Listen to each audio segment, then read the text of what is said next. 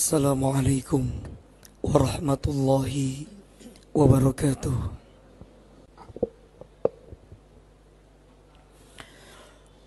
Alhamdulillah,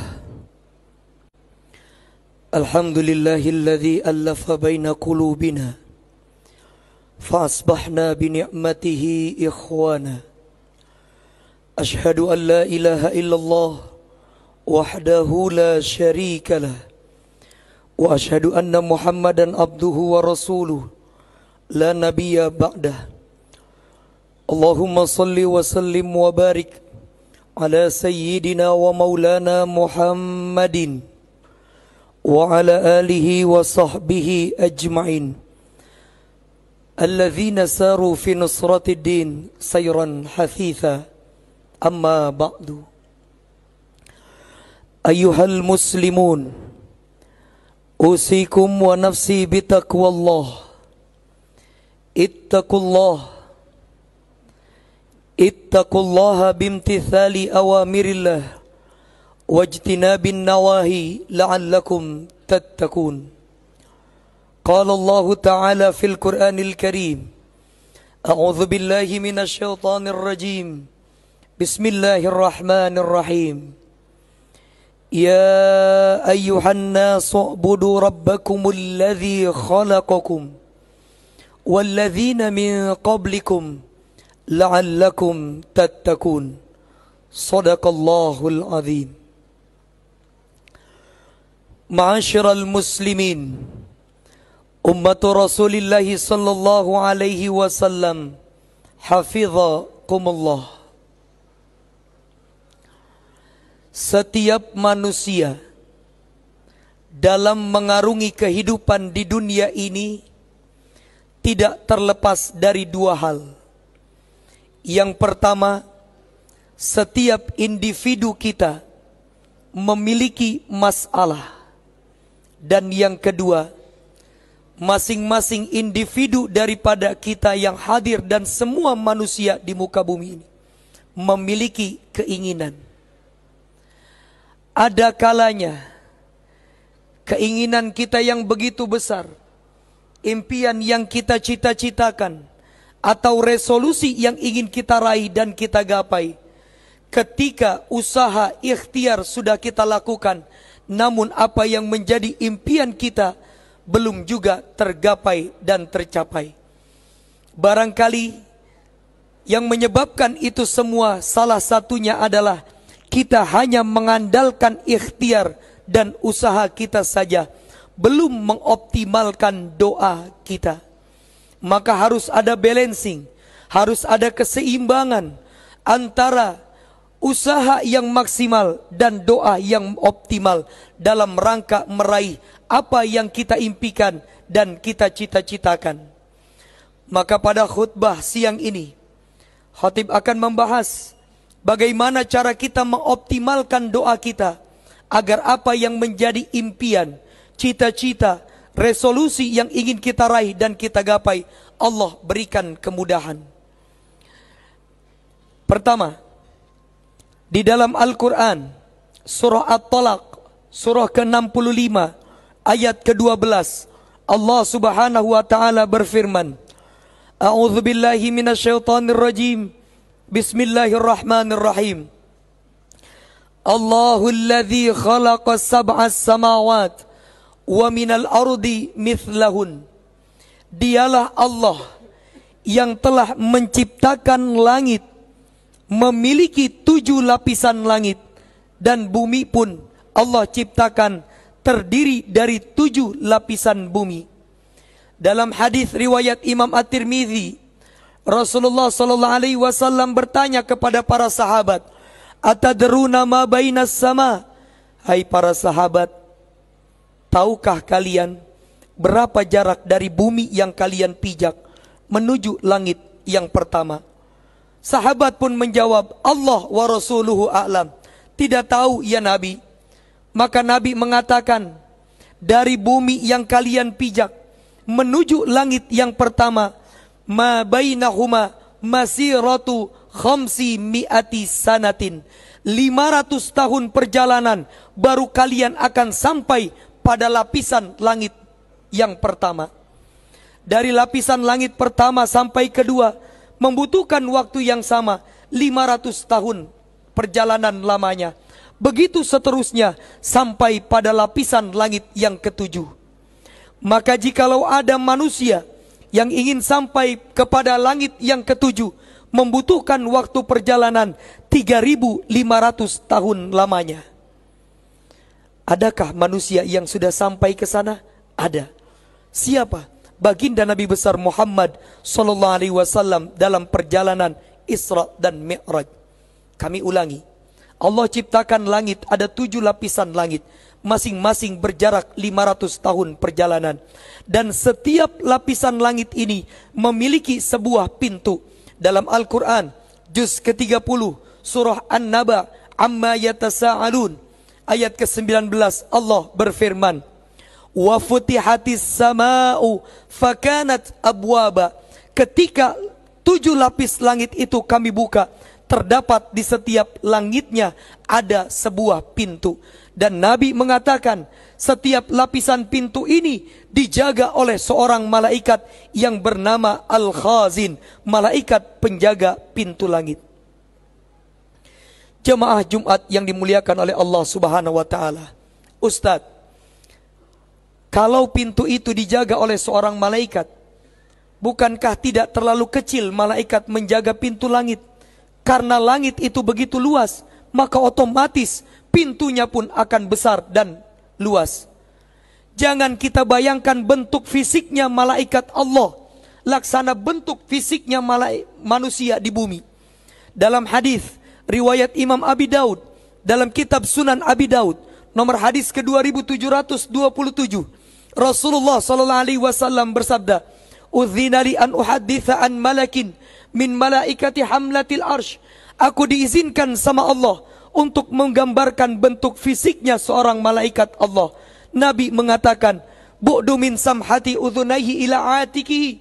Seorang malaikatnya Allah, kalau ada seekor burung yang terbang mulai dari pundak malaikat sampai ke telinganya, masiratu sab'i mi'ati sana, 700 tahun baru sampai burung itu terbang.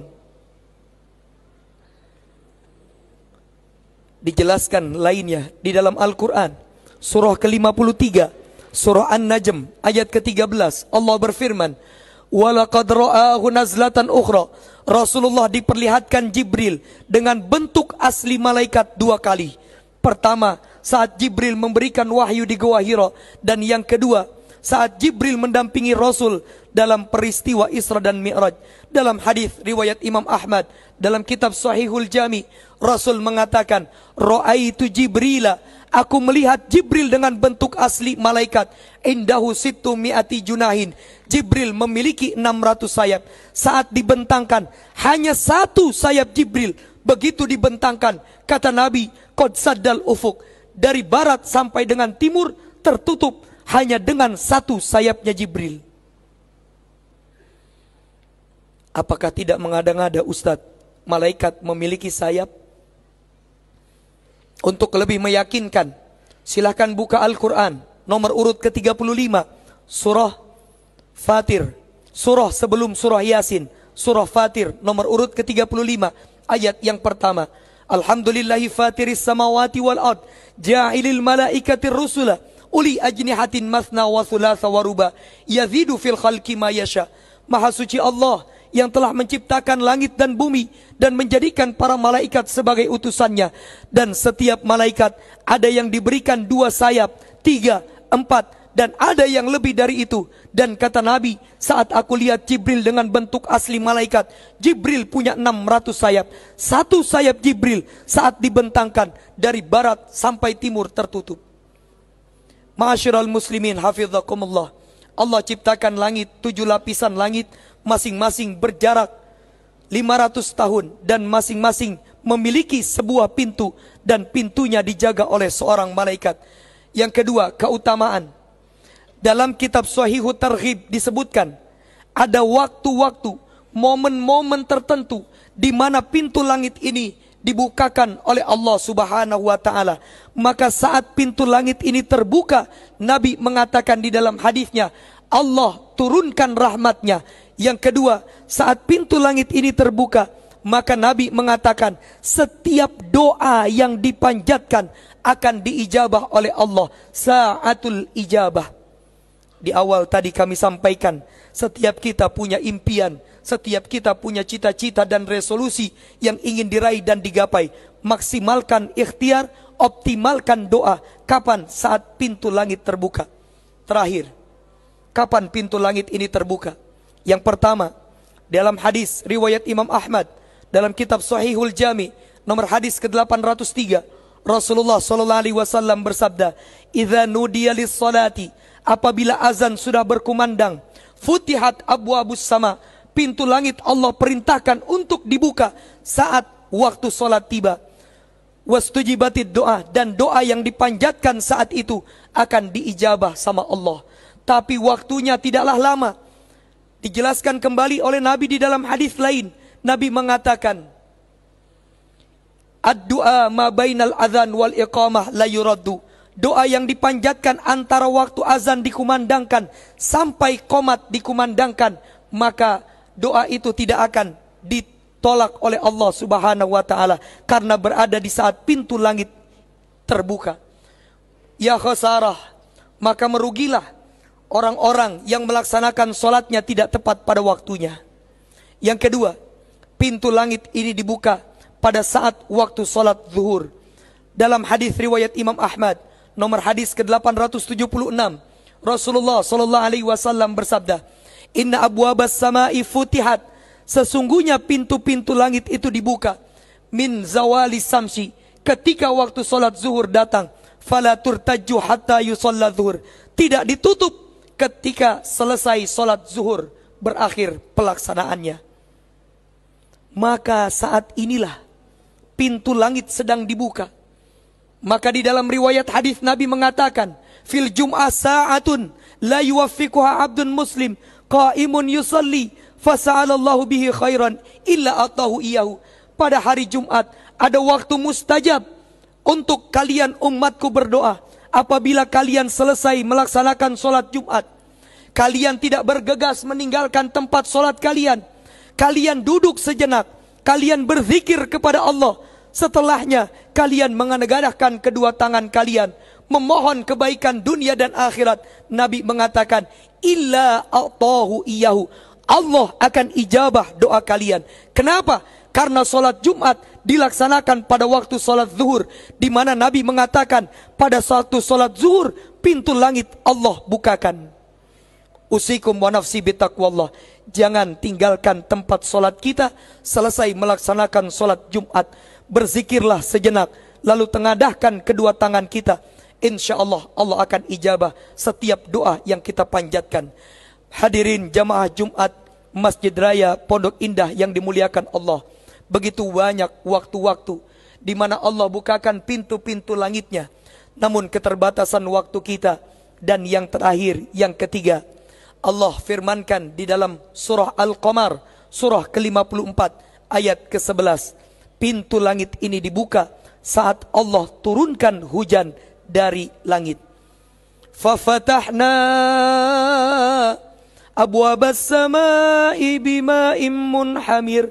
Allah berfirman dalam surah Al-Qamar ayat 11, kami bukakan pintu-pintu langit saat kami turunkan air hujan dari langit. Maka mari ketika hujan turun, jangan ada di antara kita yang mengeluh, jangan ada di antara kita yang berucap kata-kata yang tak baik. Hujan turun datang membawa rahmat, dan saat hujan turun itulah di mana saat pintu langit dibukakan oleh Allah. Perbanyaklah doa di dalamnya, sebagaimana Nabi katakan, utlubu istijabatid doa inda salatin, bermunajat kepada Allah di 3 waktu mustajab. Salah satunya inda nuzulil ghais, saat Allah turunkan hujan. Semoga apa yang menjadi hajat-hajat kita, apa yang menjadi impian dan resolusi kita dalam kehidupan ini dimudahkan oleh Allah Subhanahu wa taala, dan Allah ijabah, Allah kabulkan setiap doa-doa yang kita panjatkan di saat pintu-pintu langit